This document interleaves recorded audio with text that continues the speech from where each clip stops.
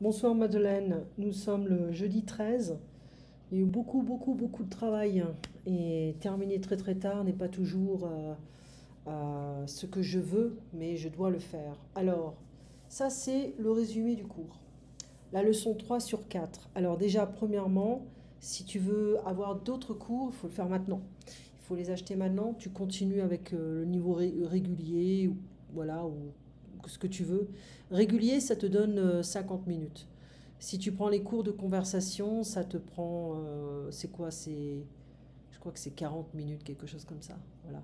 Donc, prends bien ta décision. Alors, concernant la transcription, alors tout d'abord, je vais te montrer ce que je t'ai envoyé. Je t'ai envoyé Le Monde du 11 août, du 12 août et Libération du 12 août. Pourquoi? Parce qu'il y a des petites choses qui sont intéressantes et puis je te laisse, voilà, je te laisse découvrir surtout le vaccin russe. C'est quelque chose de rigolo. Alors, ça me fait mal de voir la situation en Suède. Les jeunes adultes commencent à mourir. Il y a beaucoup de négligence. Les gens ignorent les consignes, les distances, les règles de protection. Voilà. Donc ici, on a quelques graphes. Je ne sais pas si on peut vraiment le croire, mais bon, c'est ce que j'ai pu trouver. On pourra en parler la prochaine fois si tu veux. Les gens ne veulent pas porter les masques, hein. Ils sont paresseux ou ignorants. Alors ici, il y a un petit article sur la Suède, trébuche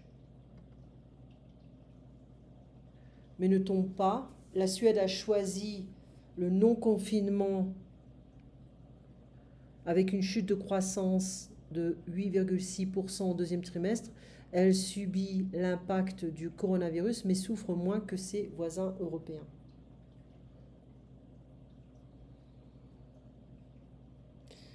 Donc le coronavirus n'a pas fini de mettre la Suède à la une de l'actualité après sa politique de non-confinement, son refus encore aujourd'hui de recommander l'usage du masque.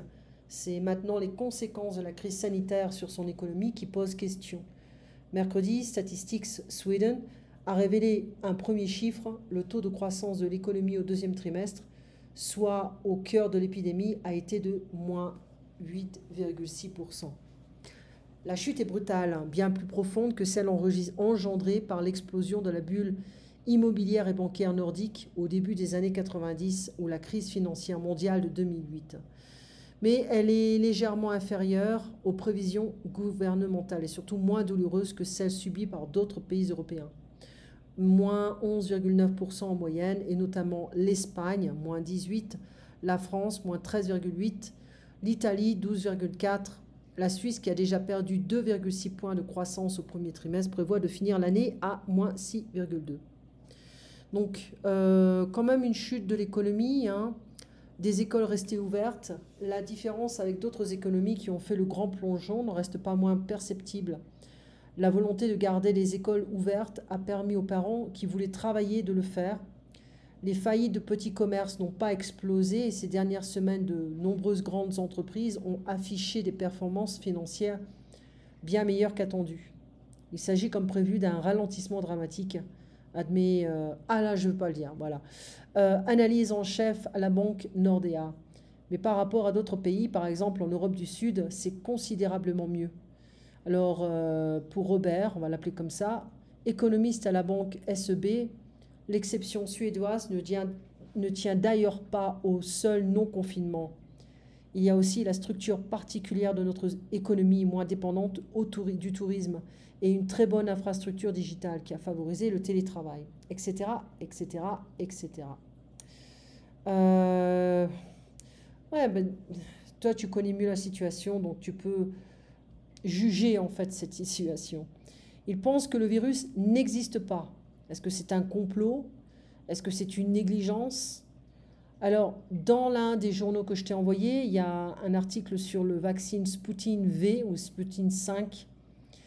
Il n'est pas certifié et il peut être disponible en janvier. C'est-à-dire que s'ils sont très rapides, ça veut dire que les autres laboratoires risqueraient d'avoir un vaccin bien plus tard que ça. Libération, Le Figaro, Le Monde, Les Échos, ce sont les journaux les principaux en France. Personne ne croit en ce vaccin. La Russie, c'est un peu le pays du hacking, la compétition, la course La course pour le vaccin est maintenant lancée. Comment approuver un vaccin? On avait parlé aussi du film de Frida Kahlo. Alors, c'est une course contre la montre. Les écoles sont toujours ouvertes en Suède, on vient de le lire. Ils n'ont rien fermé. Le virus touche maintenant les plus jeunes. On avait parlé du Liban avec les produits chimiques qui étaient stockés. Il y a donc une investigation internationale à ce niveau.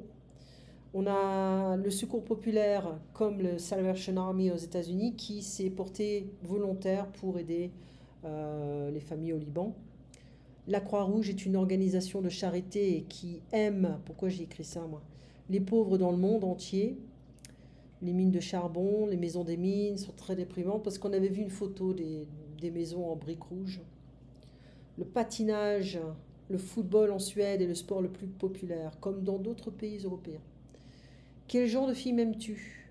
Les films d'amour, les comédies, les documentaires, les films policiers, les mystères, les thrillers. Au XVIe siècle, tu m'avais dit qu'en fait, tu connais ton arbre généalogique et que ta famille remonte en fait et vient de la Hollande. Ça remonte au XVIe siècle. Nous, dans notre famille, on a un pape. Le pape Jean, c'était quoi? Jean 23. Voilà, c'est bizarre, hein. Il y a beaucoup de catholiques dans la famille.